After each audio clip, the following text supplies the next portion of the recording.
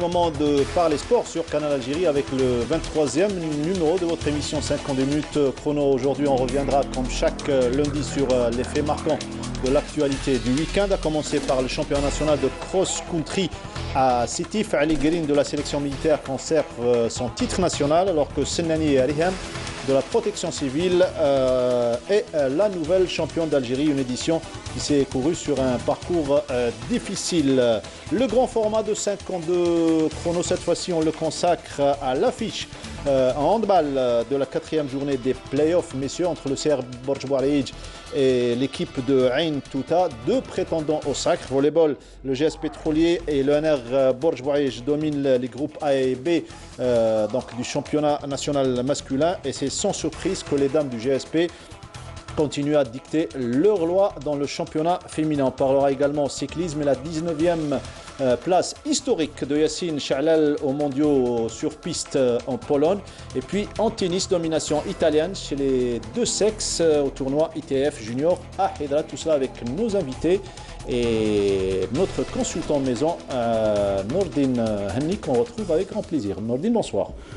C'est toujours un plaisir partagé, Mortal. Bonsoir. Et puis bonsoir à tous ceux qui nous regardent, les habitués. On leur fait un petit coucou. Voilà, ils sont chaque lundi présents, ils nous suivent assidûment et ça nous fait plaisir. Pour ce 23e numéro, nous avons le plaisir de recevoir un confrère, un ancien de l'APS et qui est au service du sport ces derniers temps. Il est chargé de communication à la Fédération algérienne d'athlétisme, Monsieur Mohamed Zemmour, qui nous fait le plaisir d'être parmi nous. Mohamed, bonsoir. Bonsoir, bonsoir et bonsoir à tous et merci pour l'invitation. Et merci d'avoir accepté notre invitation et ça fait plaisir. Aujourd'hui, on a décidé de rester entre journalistes puisqu'il y a l'autre face, bien évidemment, et des fois on parle avec des techniciens et des fois on invite les journalistes pour avoir un petit peu leur avis sur le sport. Et là, vous êtes avec la Fédération algérienne d'athlétisme comme chargé de com, l'une des plus importantes fédérations. Oui, absolument. Donc, pour ne pas dire la plus importante. Aujourd'hui, je suis très content de me retrouver avec vous. Donc, effectivement, je suis depuis bientôt 6 ans chargé de communication de la Fédération d'athlétisme et je suis de près tout ce qui se passe au niveau de la compétition et de la fédération. Et c'est avec plaisir que les gens reçoivent tout ce qu'on fait au niveau de cette cellule de communication. Et vous vous occupez également du site internet de la Fédération algérienne d'athlétisme, www.faa.dz. C'est le site officiel de la Fédération algérienne d'athlétisme. Vous allez nous parler de cette discipline qui a tant donné au sport algérien.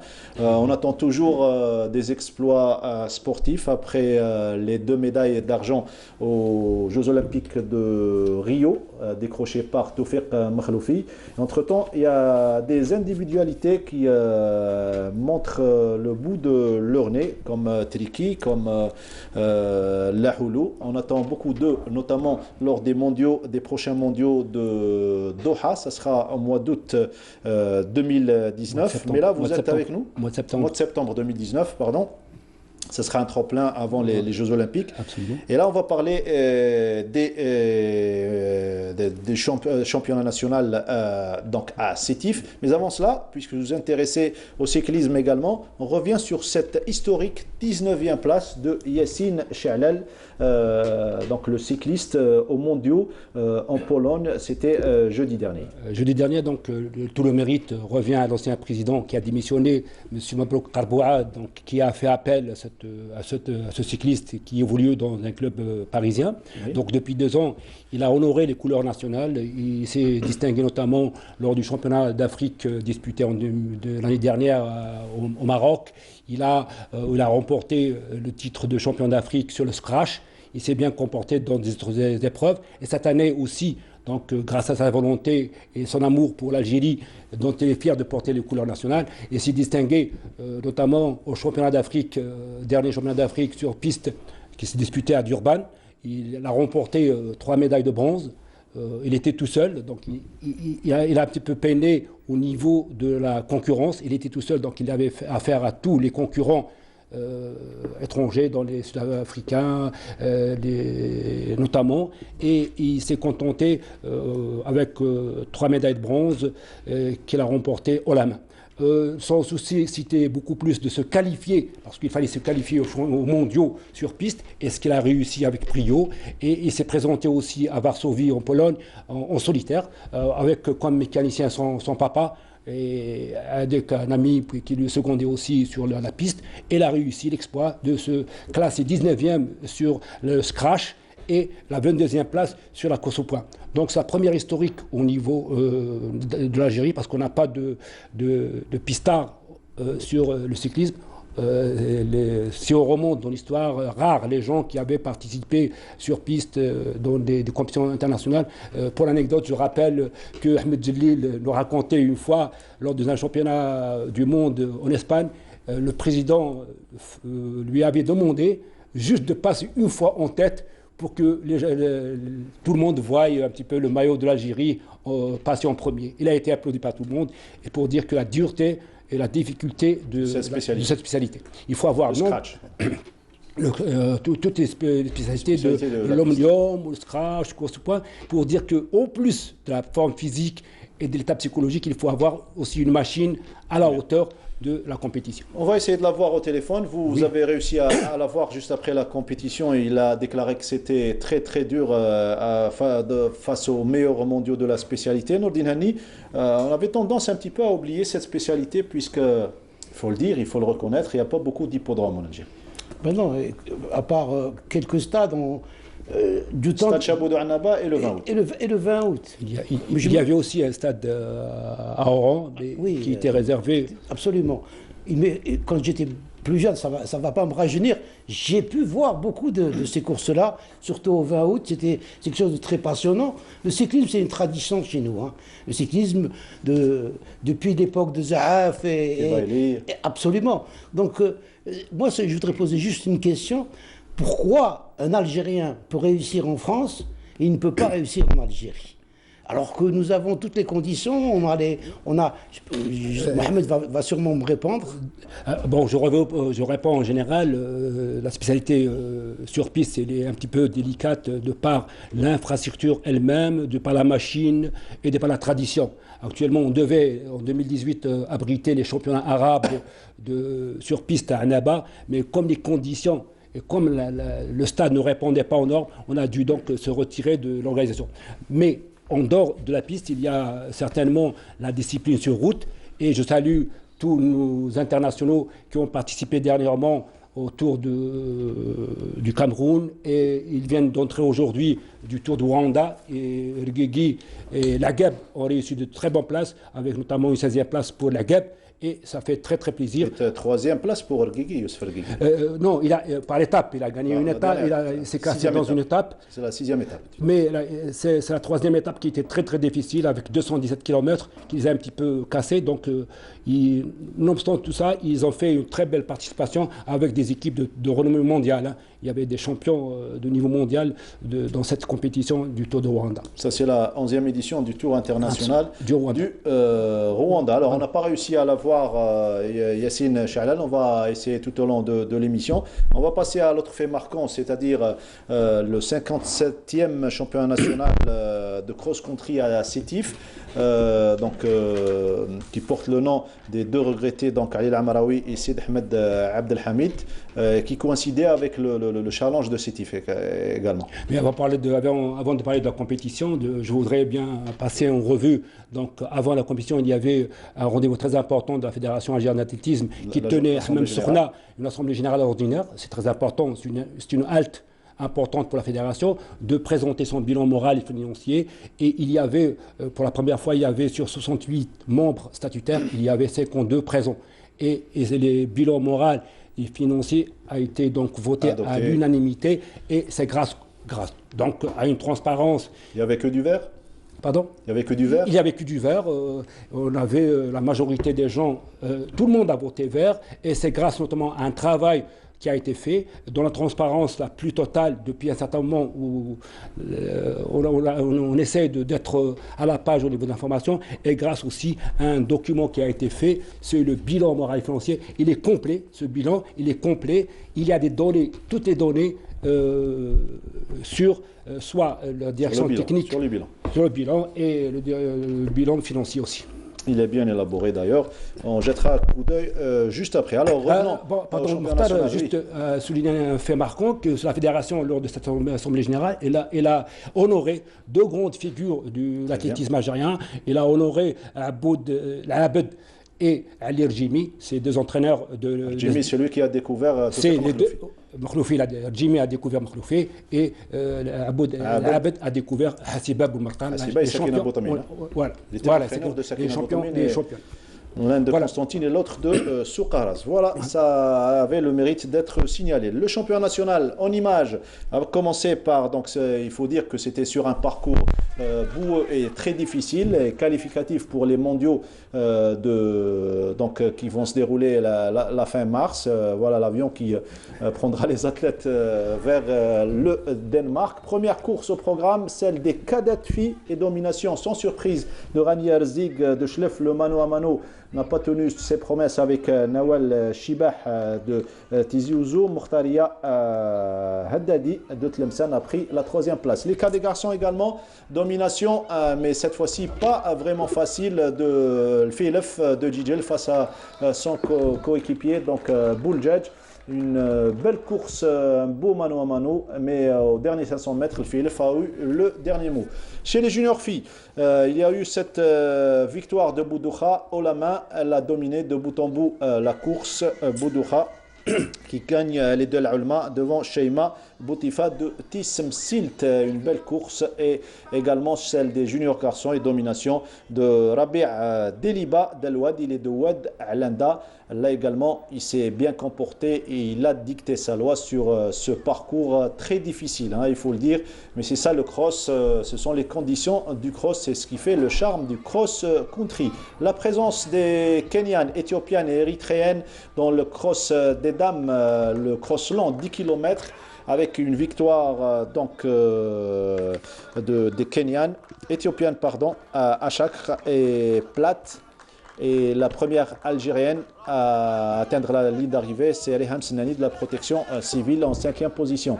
Senior garçon, 10 km, là également, une belle course tactique entre les Kenyans et Éthiopiens. La victoire revient à l'Éthiopien Achakr, 2e Plate d'Éthiopie et 3e l'Érythréen Tefas, l'Algérien que vous voyez, donc Ali Green qui conserve son titre. Mais il s'est effondré à l'arrivée vu la difficulté du parcours. Et pour terminer en beauté, le cross court 4 km. Et là, nous avons donc Taqiyuddin Hdili du GS Pétrolier, Ayman Boulaïnin du Crêpe Pezm, sélection militaire, et Bibani Abdelhakim du Shabab Nessira Nounou en 3e position. Il faut rappeler que les athlètes de la sélection militaire ont pris la première place par équipe, alors que chez les dames, la première place est revenue aux athlètes de la protection civile. Nordin Hani, domination de la sélection militaire chez les messieurs, la protection civile chez les dames, mais également la présence surtout des Kenyanes et Éthiopiennes pour relever un petit peu le niveau à la veille des championnats du monde. Ouais, écoutez, plus vous avez de bons concurrents, plus vous allez élever le niveau.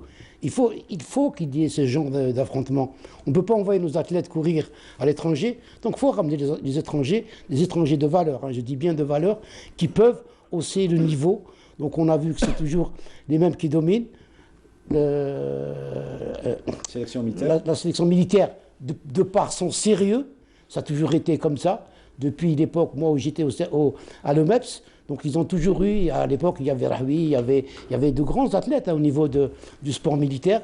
Donc c'est ce sérieux qu'on a toujours revendiqué. Moi, j'ai toujours demandé à ce qu'on prenne exemple sur le sport militaire, à ce qu'on donne plus que le sport militaire ait un regard beaucoup plus sur le sport civil. Je voudrais revenir juste sur l'Assemblée générale de l'athlétisme.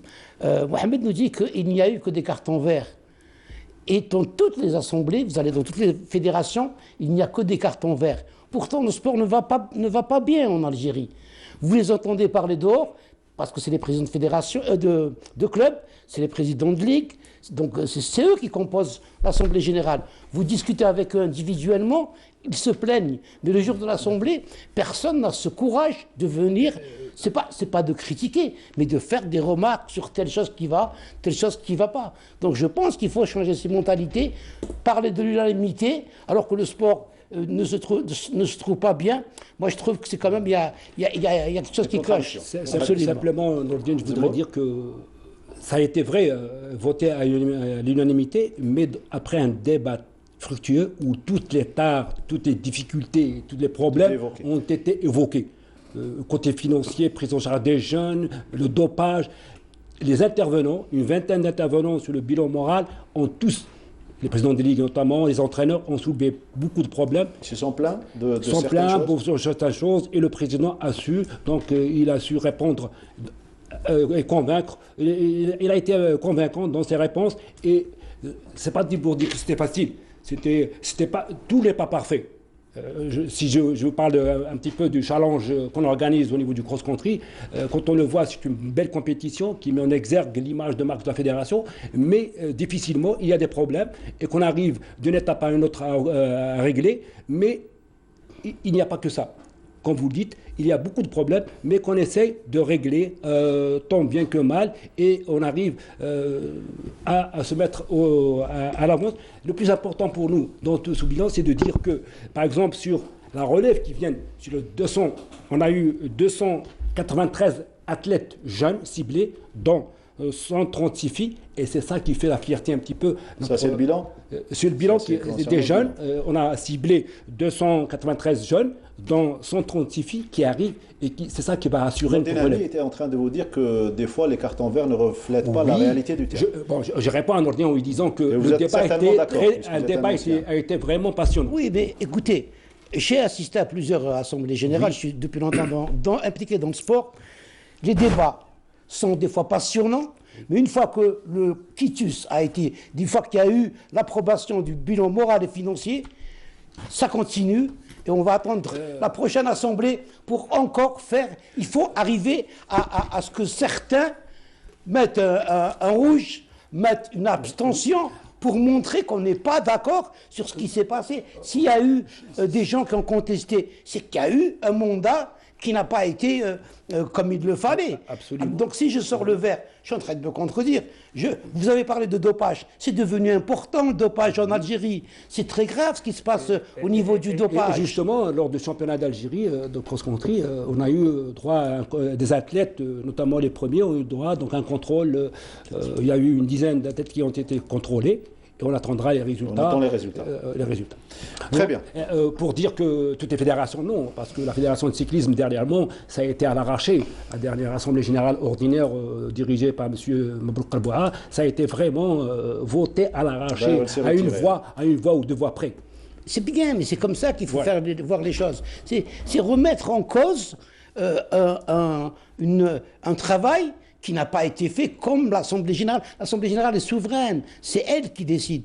Si elle voit que ça ne va pas, il faut pouvoir le dire, et non pas en parler, et ensuite arborer le carton vert. Si je mets le carton vert, il faut que je me taise, je dis rien. Et depuis l'absence des techniciens dans les assemblées générales, c'est un petit peu... Tout est vert maintenant. Allez, on passe au cross national de Sétif, ou plutôt on reste avec le championnat national, et écoutez les impressions à chaud. On s'est un petit peu éloigné de l'aspect de la compétition. C'est juste pour vous mettre au parfum de ce qui se passe, notamment dans les assemblées générales. On va écouter les impressions à chaud des vainqueurs juste après les courses.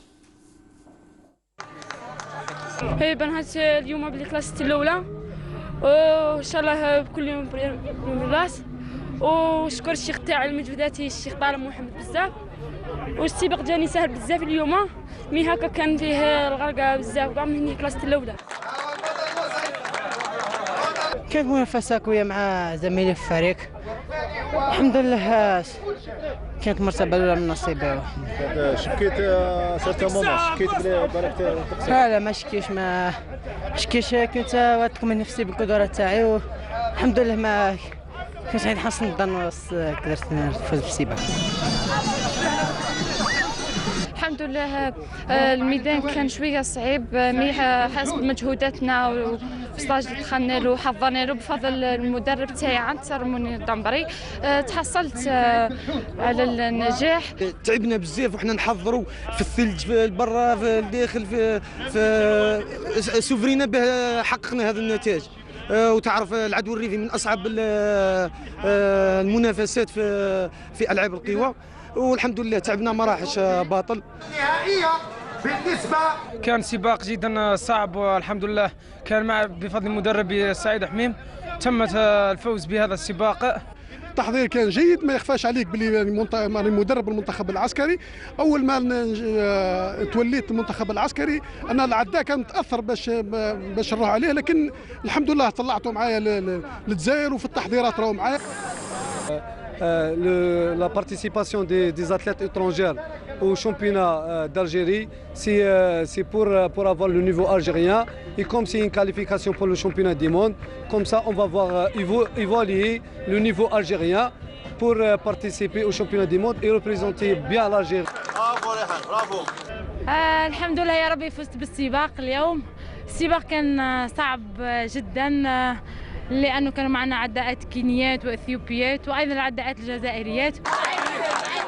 السباق كان صعيب، أول منافس كان المضمار مع صعوبات كثيرة، والمنافس الثاني كان العدائين الكينيين الأجانب هما اللي فرضوا السيطرة على السباق. السباق كان صعيب والحمد لله قدرت نتحصل على المرتبة الأولى ونحافظ على لقب الجزائر.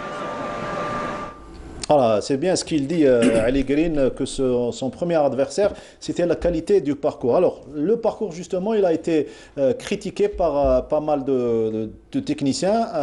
Pas moins qu'hier, il y avait l'entraîneur national militaire, Saïd Hamim, qui était dans l'émission Al-Usbou' Riyadi avec notre ami Toufiq Derbal. Il avait dit que ce parcours était impraticable. Les techniciens de la fédération, à leur tête, le DJTS, nous a signifié qu'avant le début de la compétition, vers 8h30 du matin, ils avaient effectué une visite d'inspection, ils avaient trouvé que le parcours était praticable. Alors quels sont les échos du chargé de communication, des échos des techniciens, des responsables? C'est vrai qu'on peut dire. On dit généralement que ce sont les vraies conditions du cross. Oui, c'est donc la tradition du cross. Le cross-country, comme le nom l'indique en anglais, c'est une course à travers les champs. Donc c'est une course très difficile. Dans l'ancien temps, on courait même, on traversait même des rivières, les plaques d'eau.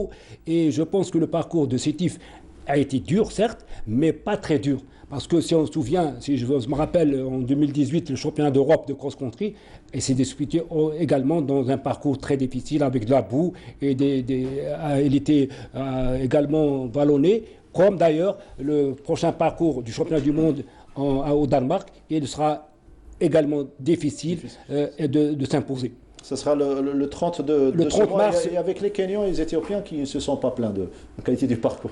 Ils sont habitués. Je ne vois pas pourquoi on se plaint de la qualité du parcours. C'est un parcours, c'est pas un nouveau parcours. Tous les ans, il y a un cross qui se déroule à Sétif. Bon, il y a peut-être eu des pluies, il y a peut-être eu... C'est un marécage. C'est un marécage. Mais je pense que, comme a dit Mohamed, le cross-country, comme son nom l'indique, c'est on court dehors n'importe où. Donc, il y a des pistes qui sont bien faites et il y en a d'autres, peut-être, les organisateurs n'ont pas vu parce qu'ils ne courent pas dessus. C'est les athlètes. Les athlètes se sont plaints, mais je pense qu'ils doivent s'habituer à toutes sortes de parcours. Et peut-être qu'ils ont été surpris. Certains n'ont pas l'habitude de courir sur des appareils. Et donc, ils ont été surpris. Alors, si je vous rappelle, le cross de Djelfa, il s'est déroulé dans des conditions difficiles aussi, sous la pluie, toute la journée il pleuvait. Des fois, il y a la neige. Le championnat de France, c'est 20 cm de neige. Et le parcours était très boueux, très difficile. Mais c'est pas pour autant... C'est une question d'habitude. Quand on n'est pas habitué à courir, on va le trouver difficile. C'est vrai. Nordine, à un certain moment, le cross-country au niveau mondial a pris l'allure d'une course sur du gazon plat, mais ils cherchaient même des obstacles. On peut le qualifier de difficile, mais de là à dire que c'est impraticable. Non, c'est pas possible.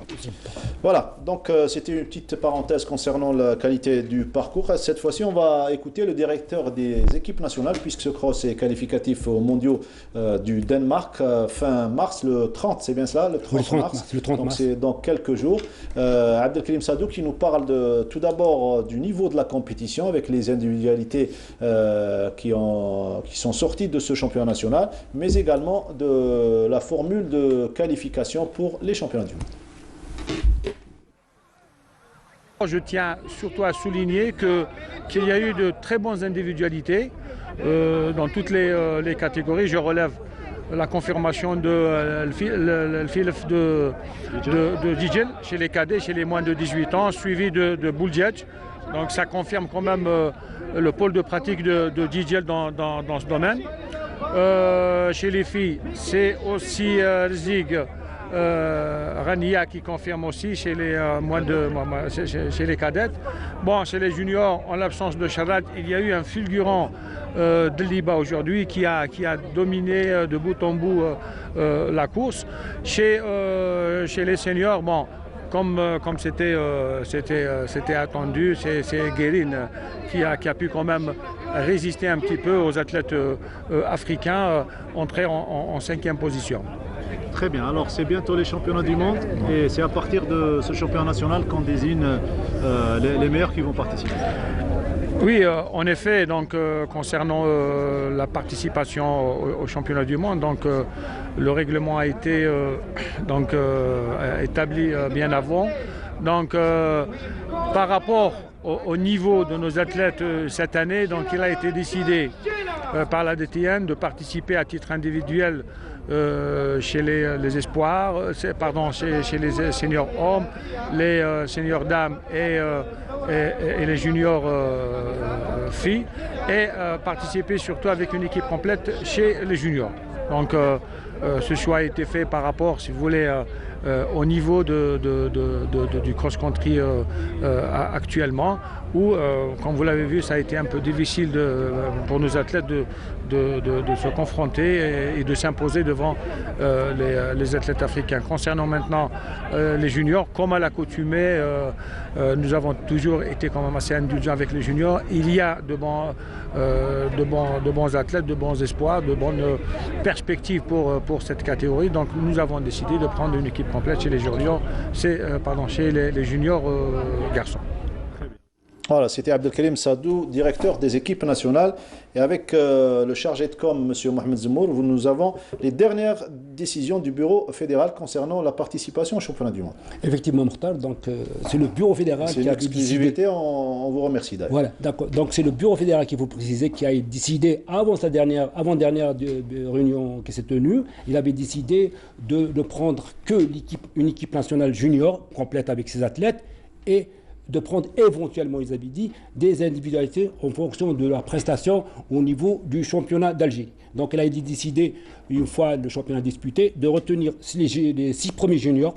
C'est-à-dire, donc le premier c'est Rabia Dliba Delouet et Abdelrahim Chebli de l'OFAC Ouled Fayed. Ouled Fayed qui fait du très bon travail. Oui, et Younes Ousser de Horizon Ouled Mimoun de Tlemcen, de Fouad Tibouk de Jijel et Abdelkader Mimish de Tissemsilt, et le dernier c'est Sabar Abed du MCA.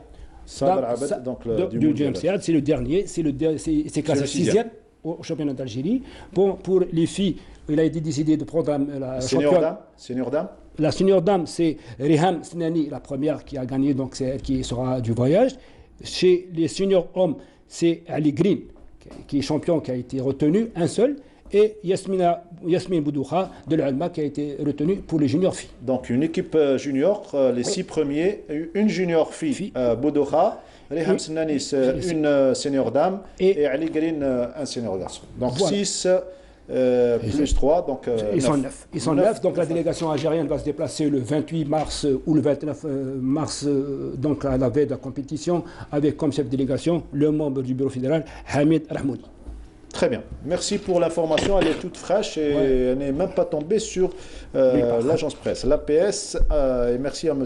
Zemour de nous l'avoir communiqué. Alors, Si vous permettez, donc on va aborder juste, quand on aborde le championnat du monde, donc quels sont les objectifs donc, de nos athlètes. C'est important, c'est de se frotter déjà à un certain niveau mondial et de voir un petit peu, notre niveau, il faut reconnaître que sur les seniors, il n'est pas fameux en dehors de certaines élites qui d'ailleurs prise en charge. Si je cite Toufi Makhloufi, qui se trouve en stage en France depuis un certain moment, depuis novembre déjà, il est en stage en France, après il est rentré, il est reparti. Toujours avec le même entraîneur Dupont? Oui, toujours avec Dupont. Il y a Malik Laoulou qui a fait un stage aux États-Unis. Au Mexique, actuellement il est en Afrique du Sud. Il y a Triki, il faut en parler, il fait le triple saut à la longueur. Il est aux États-Unis, et donc il a battu à 3 reprises le record d'Algérie cette année. Et il est à 17,12 mètres, qui le place parmi les 4 meilleurs mondiaux de sa spécialité actuellement. Il y a aussi Cherabi, sur lequel on a investi, il est en Italie. Il y a Bouzbra. Quelle spécialité chez Cherabi? Cherabi, la perche. La perche, très bien. Il est en Italie. Bouzbra Zwina qui a fait un stage au Caire. Et un record d'Algérie également. Oui, j'arrive. Donc, il a fait un très bon stage au Caire. Il a réussi lors des championnats nationaux d'Égypte à lancer son engin à 64,07. Améliorant ainsi le record d'Algérie qui était de 62-63. Très bien. Donc il y a Ben Hadja Loubna, la jeune, qui est médaillée d'argent au GOG en Argentine, qui est en stage en Turquie. Il y a Oussama Charrad qui est en stage avec son entraîneur au Portugal. 800-1005, oui. Oui, il y a une équipe, un groupe d'athlètes composé de Belbachir, Belfarrar et Hadhat qui sont en Éthiopie, à Addis Abeba. Tout ça, c'est l'élite A ou bien l'élite A? L'élite A, il y a des juniors. L'élite A, c'est Makhloufi. Oui, Makhloufi, Laoulou, Cherabi, Triki, Bouzbra. Et les jeunes, on aura un stage probablement prochainement qui concernera Slimane Moula, qui est un jeune qui a le record d'Algérie du 400 mètres. 400 mètres plat. Il y aura Zikraoui aussi, le jeune Zikraoui junior, 100 et 200. Il y aura Gouaned Mohamed, le médaille d'argent au GOG, 800 mètres. Lui, il a préféré rester en Algérie. Pourquoi? Son entraîneur reste à Biskra, près de sa famille, il est jeune, et il a demandé d'être en stage juste après le mois de juin pour un petit peu... Et tous ces athlètes, sur le plan financier... Il y a Bouanani Amin, 110 mètres et 110 mètres et je n'oublierai pas Katia Hamoumraoui, qui a battu le record d'Algérie junior du lancer de disque avec un lancer de 42,118. Très bien. Merci pour ce tour d'information concernant les athlètes pris en charge par la fédération. On attendra bien évidemment les résultats. Alors, le trophée marquant de ce week-end, cette semaine, c'est un petit peu la bataille qui se joue au niveau du championnat national de handball, championnat excellence, entre 3 équipes. Le CR Borj Bouaïch qui avait gagné la semaine dernière face au GS Pétrolier. Ain Touta également qui avait réussi sans faute durant plusieurs journées. Nordin Hani qui suit pour nous le championnat de handball s'est déplacé cette fois-ci à Borj pour la grosse affiche. Entre Borj Bouaïch et Ain Touta. Absolument, donc vous avez parlé de 3, c'est vrai qu'ils étaient 3 pour le titre, maintenant ils sont 4, puisque Berraqi a été ramené une victoire de Skikda, et ils remontent à 6 points, ils sont à égalité avec les pétroliers, donc il y a 4 équipes qui vont jouer le titre, même si Borj Bouaïch a pris une sérieuse option en ayant 3 points sur son dauphin, le S Ain Touta. C'est le match donc qu'on avait choisi pour ce week-end. Borj Bouaïch qui avait battu la semaine d'avant le groupement sportif des pétroliers ici à Alger et qui recevait Ain Touta, le 2e dauphin. Un match qui a tenu toutes ses promesses. On va les laisser regarder quand même. Alors, on laisse place aux images pour suivre. C'est le grand format d'ailleurs de 52 chrono Borj Bouaïch Ain Touta. L'affiche du week-end dernier mettait aux prises le leader, le CRB Borj Bouaïch, face à son dauphin, le S Ain Touta. Une rencontre suivie par un grand public. D'un côté, Ain Touta avec des joueurs d'expérience à l'image du gardien Salem et des joueurs d'Ira, Getafe, Khomeini et autres. Et de l'autre, une équipe remaniée avec des jeunes joueurs pétris de talent, Griba, Hamouche et consorts. Très motivés après leur victoire la semaine d'avant face à notre poursuivant, groupement sportif des pétroliers. D'entrée de jeu, les poulains de Nordin Badis, s'appuyant sur des contres rapides et confortés en défense par les parades de l'excellent gardien Achraf Hamzaoui, vont creuser un écart de 6 buts. Piqués dans leur amour-propre et après un mauvais début de match, les joueurs de Ain Touta vont réagir et l'écart va s'amenuiser pour n'être que de 2 buts en fin de période 11-9. Le match est alors relancé, la seconde mi-temps promettait. Ce fait effectivement le cas, un véritable mano à mano entre les deux formations et Ain Touta arrivera même à prendre l'écart pour la première fois depuis le début de la rencontre. Le match s'échauffe, la tension monte et les contestations de décision vont faire légion. Mais la paire d'arbitres, Desh Guarda, maîtrise leur sujet. Guarda qui a fait le déplacement malgré la naissance de son fils Yasser, né dans la nuit d'avant. La fin de match approche, Ain Touta répond au but de Borj, mais ils rateront des occasions nettes de creuser l'écart. Et finalement, à 6 secondes de la fin, c'est Borj qui passe en tête. S'en suivit un contre pour essayer d'égaliser, mais à la surprise générale, le coach Hassani demande un temps mort, brisant l'élan de la contre-attaque des Toutis. Il restait 4 secondes pour Ain Touta.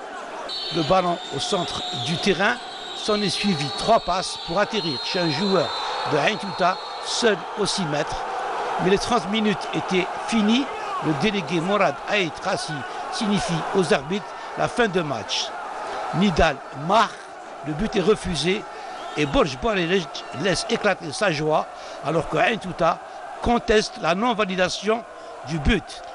Nous avons chronométré l'action et Nidal a marqué à 4 secondes 10 centièmes. L'absence de buzzer au niveau du tableau a créé cet imbroglio. Borj Bouarelej creuse l'écart à 3 points de Ain Touta, mais même s'ils sont en pole position pour le titre, rien n'est encore joué. C'était un match très difficile pour les deux équipes. Alhamdoulilah, on a mes joueurs, ils étaient déguisés sur le terrain. On a travaillé jusqu'à la fin du match. Alhamdoulilah, on a pris un écart de 3 points sur un adversaire direct. Inch'Allah, il nous a donné plus de confiance, plus de... Inch'Allah, pour préparer les 4 derniers matchs, Inch'Allah. C'est un match qui a tenu toutes ses promesses. On avait prédit avant le match que le match allait se décider dans les 10 dernières minutes, c'est ce qui a été le cas. Malheureusement, ça s'est joué sur deux petits détails, je dirais, le fameux 2 minutes et la dernière balle. Les arbitres sont seuls juges, donc je préfère ne rien dire au-dessus. Félicitations à l'équipe de Borj Bouarelej. ونشكر كامل الجوار تاعنا ونشكر البيبليك اللي كان مساندنا لاخر دقيقه والحمد لله ندي الفوز هذا لمدينه بورج بواريليج ومدينه شباب مدينه جميله اللي كانوا لاعبين كثير من مدرسه جميله والمدرب كذلك نور الدين باديس مدينه جميله.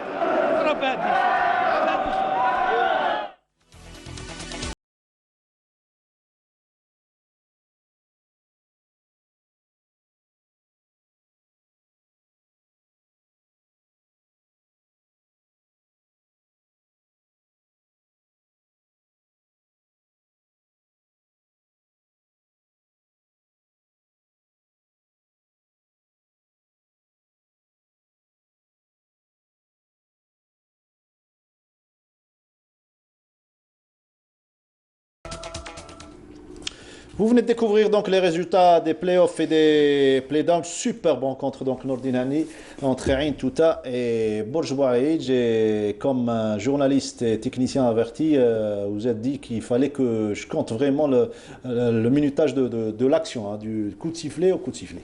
Absolument. Tout d'abord, j'étais sur le terrain, donc j'ai vu, je regardais le tableau en même temps que l'action. 4 secondes, c'est peu 4 secondes. Hein. Il y a eu les 3 passes, donc les 4 secondes étaient déjà écoulées. Donc j'ai vu quand le tableau a marqué 30, et c'est dommage qu'il n'y ait pas de buzzer. Quand on veut faire de la haute performance, quand on veut jouer vraiment des matchs d'élite, on appelle ça de l'élite. On paye des joueurs, on ramène beaucoup de choses. C'est un match qui pourrait être décisif pour le titre. Mais il est décisif pour le titre. Et à cause d'un buzzer qui aurait tout arrangé, puisqu'à 30, il sonne tout seul, tout le monde peut regarder et personne ne conteste. Là, Morad Aït Rassi est rentré sur le terrain. J'ai vu quand la balle est arrivée chez Nidal. Il n'avait pas encore tiré quand il a sifflé. Les arbitres ont fait que respecter. Écoutez, Ain Touta, c'est un petit peu, je l'ai un petit peu dans le cœur, puisque j'ai entraîné Ain Touta. Mais il faut dire la vérité. La vérité, c'est la vérité. Cette équipe de Borj mérite sa victoire, même si Ain Touta a fait un grand match. Ils ont mal débuté, mais ils ont fait par la suite un grand match. Ils doivent s'en vouloir à eux-mêmes, puisque à un but d'écart, ils ont raté un pénalty par Khomeini. Il a tiré, le gardien a rendu la balle, Khomeini a récupéré le ballon, il a retiré, le gardien n'a encore sorti. Chapeau à ce gardien, hein, parce qu'on en a parlé. Donc, ils doivent s'en prendre à eux-mêmes, Ain Touta. Ils avaient l'occasion de tuer le match. Ils ne l'ont pas fait. Mais moi, ce que je voudrais soulever, c'est le courage des dirigeants de Borj Boareric. Borj Boareric, depuis un certain temps, achetait des joueurs. Et vous savez que maintenant, le sport, c'est devenu des équipes de mercenaires. On ramène des joueurs, on les paye. Une année, ils jouent là, l'autre année, ils jouent là-bas. C'est devenu ça. Borj Boareric, ils ont eu le courage cette année d'enlever 7 joueurs titulaires, dont certains sont partis à Ain Touta. Et ils ont ramené des jeunes, notamment des jeunes de Djmila. Et de plus, ils ont ramené un enfant de Djmila comme entraîneur, Badis Nordin, qui est un garçon gentil, qui fait du bon travail.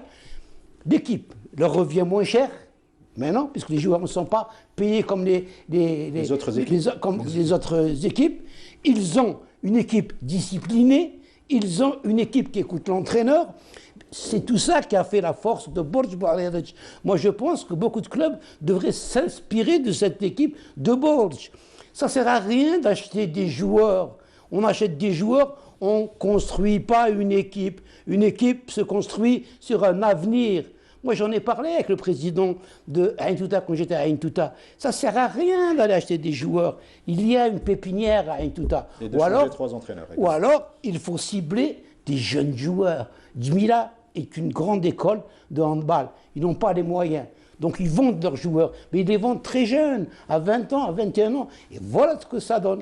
Donc messieurs, prenez exemple sur cette équipe de Borj qui a mal démarré le championnat, mais qui se trouve leader au bon moment. Absolument, et qui peut être champion. Et ce sera une leçon à tous ceux qui préfèrent acheter des joueurs que de faire un travail de fond. Voilà, c'était Nordin Hani qui revenait sur cette grande affiche, et surtout sur la prestation et le retour en force de l'équipe de Borj Boareric. Tennis à présent, les sports collectifs. On va parler quand même, on ne va pas oublier les playdowns, parce que c'est très important. 3 équipes, on retrouve 3 grandes écoles qui jouent pour la descente. Il s'agit de Al-Harroch, il s'agit d'El Biyar et du Mouloudia de Saïda. 3 grandes écoles qui, par faute de moyens, se retrouvent reléguées dans cette position. C'est dommage de voir 2 de ces équipes descendre en division inférieure la saison prochaine. Voilà, comme pour le foot, il y a des grandes équipes formatrices qui sont en train de souffrir. Alors, le tennis, je le disais donc, avec la semaine passée, on en avait parlé avec ce tournoi ITF Junior à Bajra. Ça se poursuit cette fois-ci avec le tournoi Mehdi Bourras au tennis club de Hyderabad. Domination italienne, contrairement à la fois passée où il y a eu victoire algérienne. Compte rendu Wassila Bati.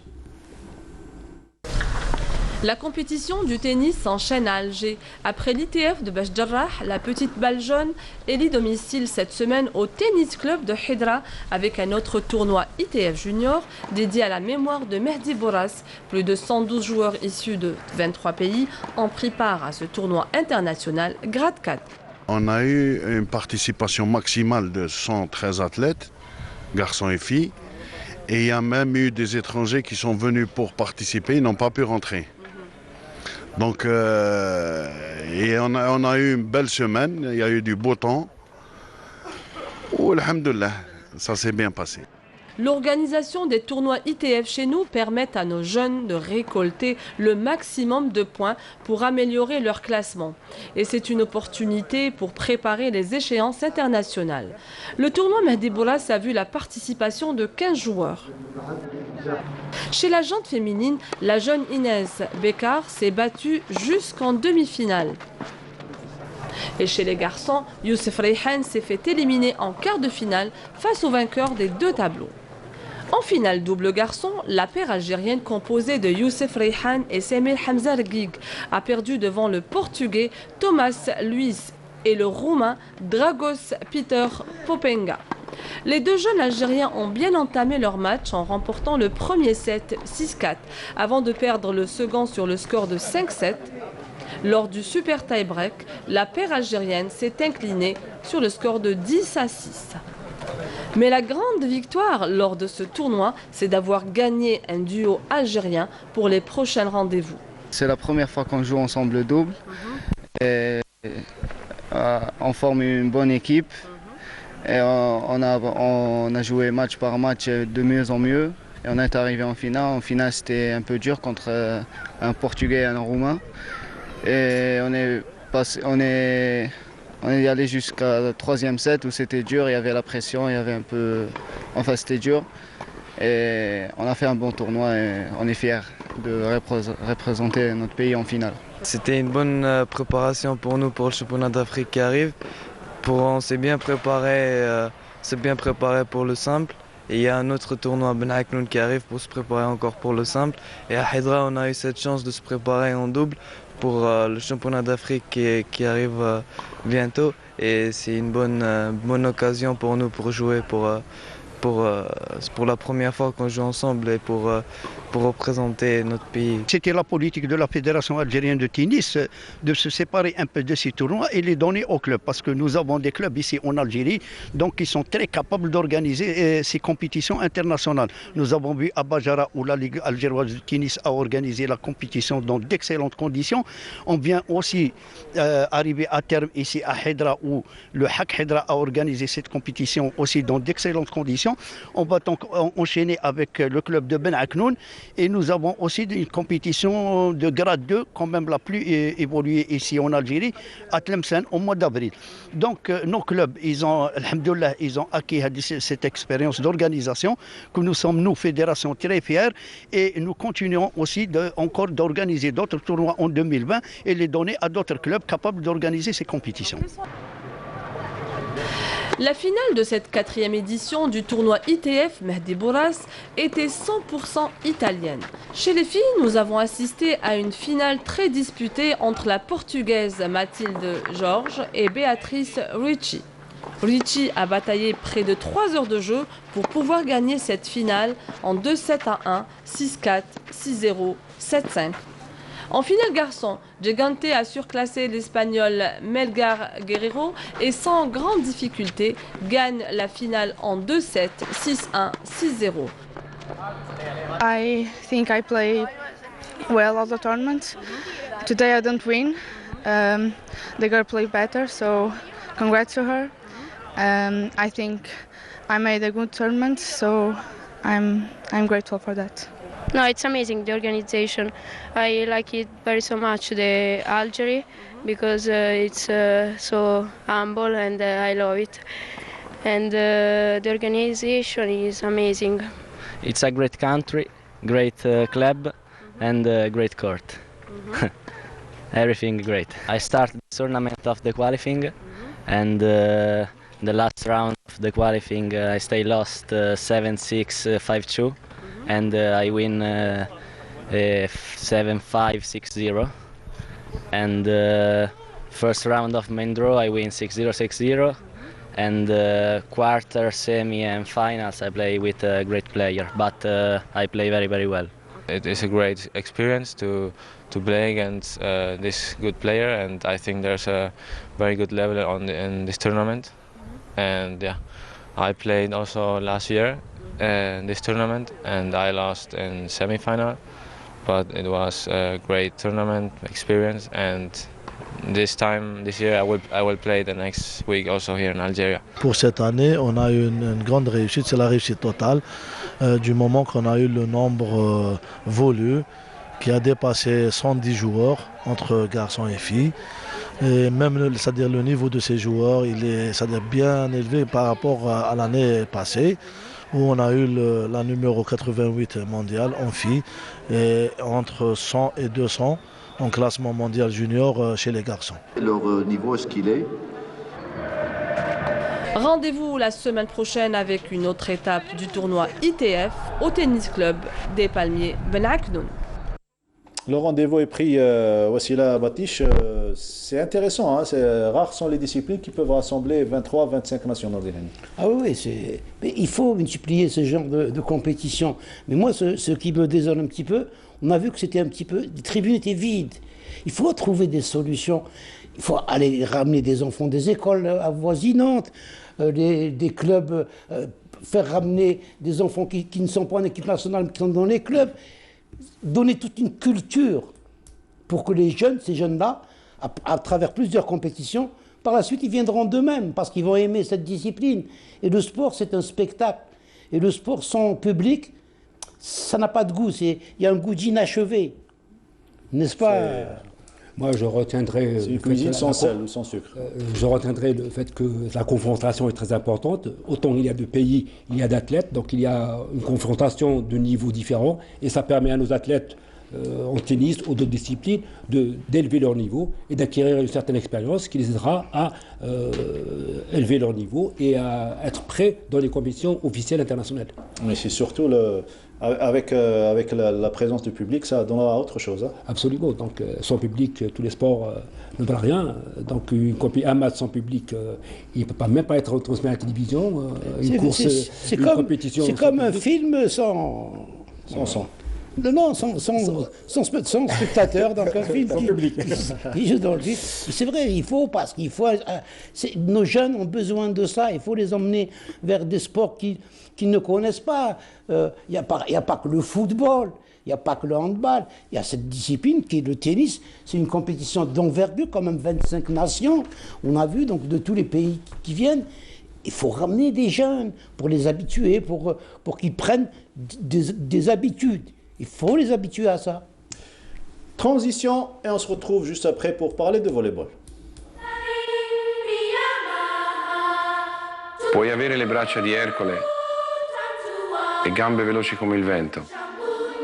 Puoi sollevare le spalle sopra il canestro, avere lo slancio di un delfino, i riflessi di un gatto. Puoi avere tutto questo e avrai il fisico, gli strumenti. Ma non avrai la grandezza finché non capirai che il muscolo più forte è il cuore.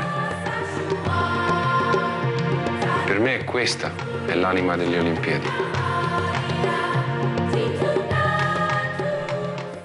Le cœur et l'essence même des Jeux Olympiques. Volleyball, Super Division, messieurs.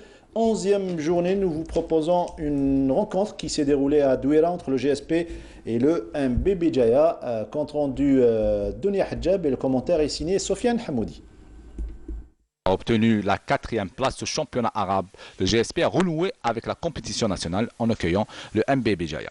Les visiteurs du MBB qui sont venus pour damer le pion au leader réussissent à gagner le premier set 25-22 grâce au trio Chiri, Ouglil et Tabet.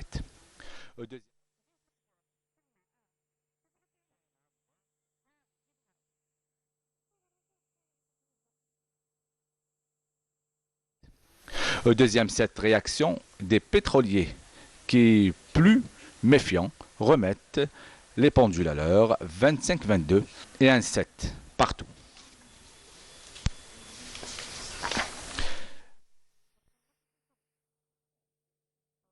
Le deuxième set restant ne seront qu'une formalité pour le GSP qui tient en respect son adversaire 25-13 et 25-19.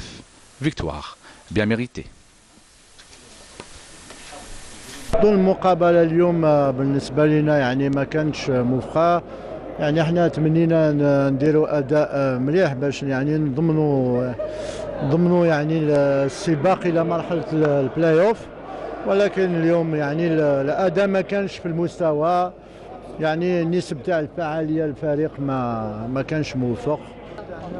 الحمد لله يا ربي اليوم قدرنا تمكنا باش نربحوا على فريق مشعل بجاية وين كانت المباراة صعيبة لأنه كما يخفى لك باللي جينا من البطولة العربية وين حققنا المركز الرابع وين لعبنا مباريات قوية والحمد لله يا ربي بفضل المجهودات تاع لي جوار يعطيهم الصحة ستاف تكنيك ستاف ميديكال مالغري كانوا عندنا لي بليسير ثاني مي لي رومبلاسون داروا اللي عليهم. وزيد بزياده عليها كان عندنا 4 لاعبين مجروحين، الحمد لله اللاعبين اللي دخلناهم في المكان تاعهم كما يقول لك داروا الواجب.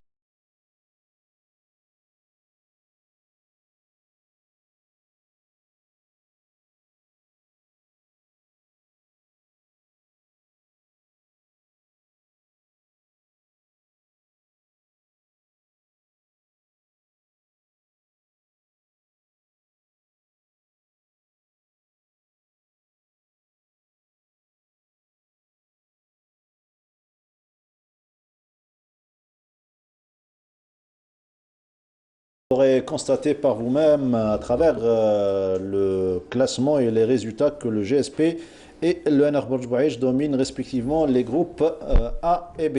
Compétition féminine nationale 1 dame, deuxième journée, donc avec le déroulement du match. Juste avant ce match GSP MBB, les pétrolières affrontaient la même équipe, celle du MB Béjaïa. Toujours on retrouve encore une fois Sofiane Hamoudi. Même scénario pour les dames, les Béjaouis seront les premiers à s'imposer. Un premier set remporté sur le score de 25-21. Le second set sera différent et verra le retour des pétroliers qui, grâce à l'expérience de Chetouti, Hammouche et Mezmet, arrivent à égaliser un premier set partout.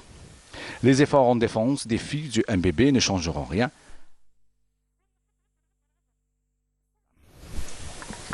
Le GSP plus puissant s'offre le troisième set 25-16 et le quatrième 25-21. Victoire nette et sans bravure. مقابلة مليحة surtout que لعبنا معهم la Coupe d'Algérie quart de finale, donc c'est une très bonne équipe qu'on respecte beaucoup d'ailleurs. C'est vrai qu'elles sont jeunes mais je pense qu'elles vont faire un très bon avenir d'ici 2 ans ou 3 ans. Voilà. كانت مقابلة مليحة، حنا درنا اللي قدرنا عليه بصح عندنا بزاف لي جوز بليسي، نقصوا لي جوز. مع الاول بدينا كنا جروب بزاف، دوكا عندنا رانا غير في 10 وكاين بزاف لي بليسي، درنا اللي قدرنا عليه دوكا وان شاء الله. حنا من جهتنا يعني لعبنا بفريق مختلف يعني مقارنة مع ربما السنوات الماضية، فيه يعني كما نقولوا فيه لاعبات شابات في الفريق. حنا نحاولوا نحتفظوا بنفس الهدف اللي اصدرناه في بداية الموسم، يعني اللي هو لعب الأدوار الأولى. في الحقيقة 3-0 ما نطولوش معاهم، مانيش عارف اليوم اللاعبات تاعنا واش بيهم، واش كانوا تعبانات باسكو رانا نحضروا في التحضير تاع المقابلات تاع البطولة الإفريقية.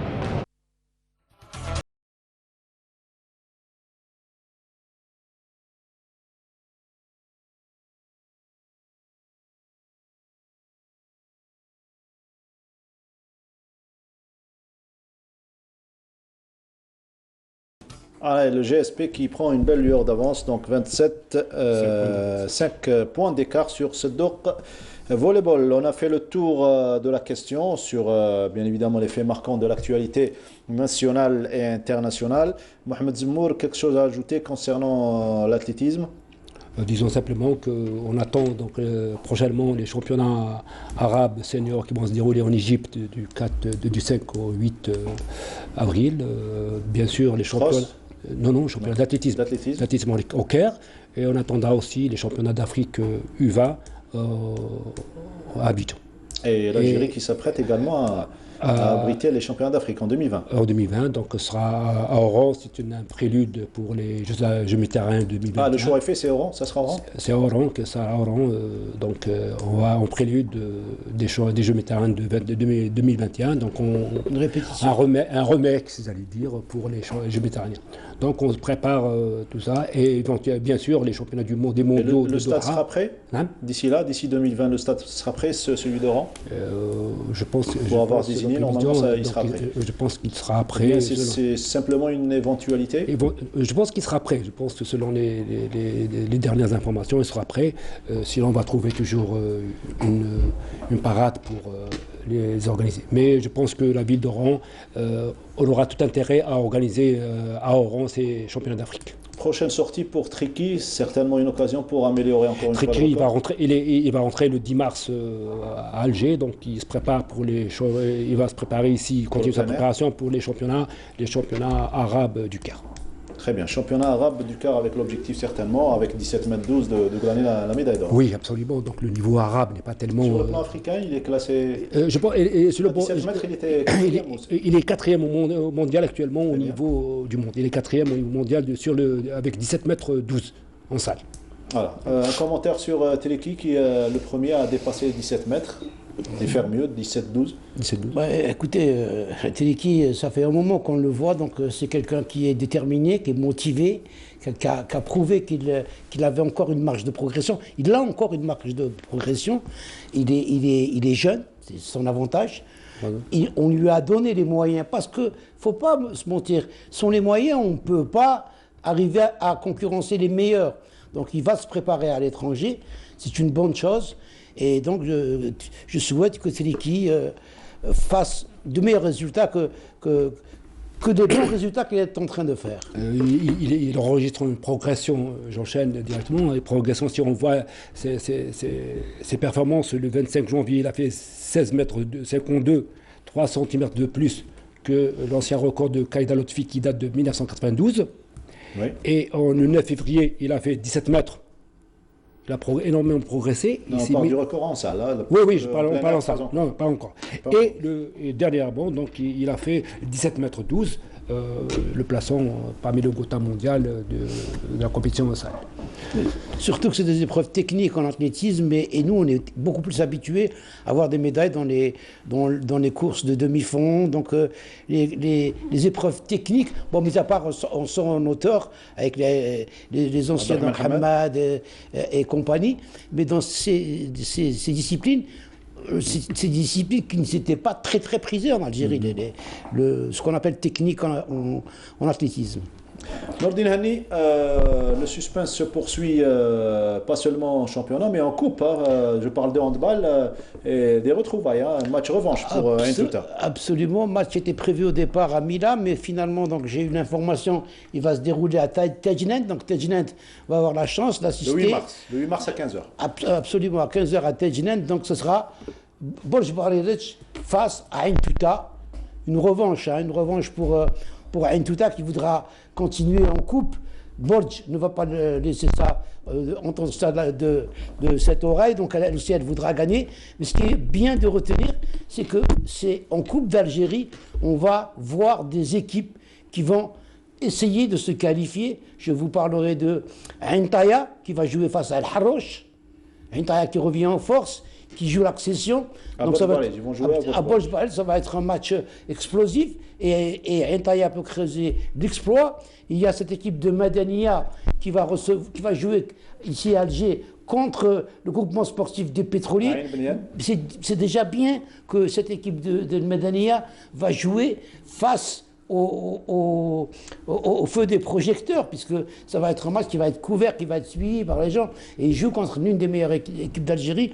Et il y a d'autres petites équipes qui vont faire la une dans cette Coupe d'Algérie. Une autre belle affiche, Skikda El Bials à Djmila, donc à Sétif à partir de 15h, le 8 également.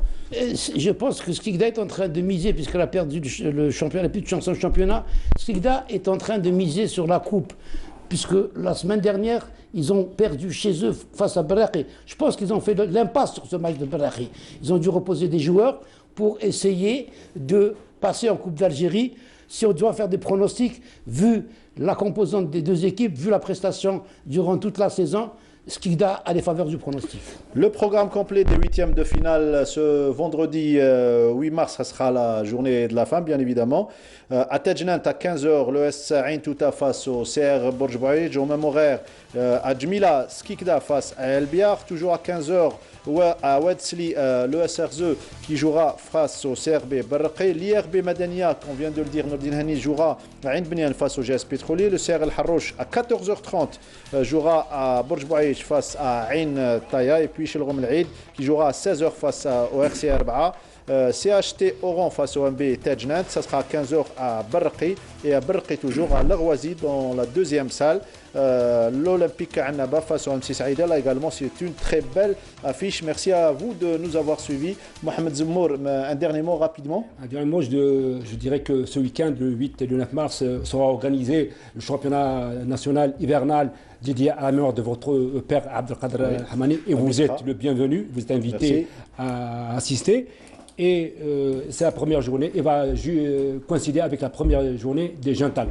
Très bien. Ce rendez-vous est pris à Biskra, championnat national hivernal Abdelkader Hamani. Merci Nordine Hani. On se retrouve lundi prochain pour d'autres informations fraîches. N'oubliez pas la rediff, c'est chaque lundi à partir de 22h. Sinon, vous pourrez